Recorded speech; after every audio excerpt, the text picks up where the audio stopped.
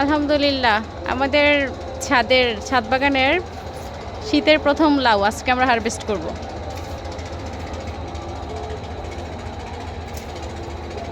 মাশাআল্লাহ মাশাআল্লাহ। আজকে ছাদ দেখি মরিচগুলো, এরকম একটা মরিচ গাছ থাকলে মানুষের আর কিছু লাগে, বাজারে যেতেই হয় না আলহামদুলিল্লাহ মরিচের জন্য। মরিচ যত দামি হোক আমাদের কোনো টেনশন নেই। প্রত্যেকে এরকম একটা করে মরিচ গাছ নিজের বাড়িতে লাগাও আর কিনে পোষায় খাও, যত দামি হোক বাজারে, আমার কিছু যায় আসে না।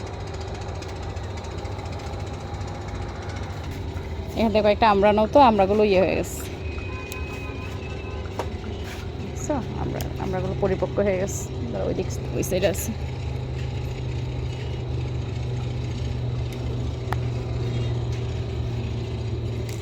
ওকে,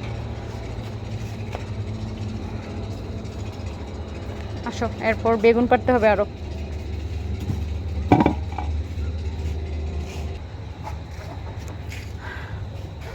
আমি ধরবো না? না, তুমি পারো পারো পারো, নাও কেচি নাও, কেচি নাও। বেগুন রাখার দরকার নেই, সবগুলো পেরে ফেলো, কালকে শুটকি দিয়ে রান্না করবো। বেশি লাগে না, দেখছো ছাদ বাগানে 2টা বেগুন গাছ, 2টা কাঁচামরিচ গাছ, এনাফ।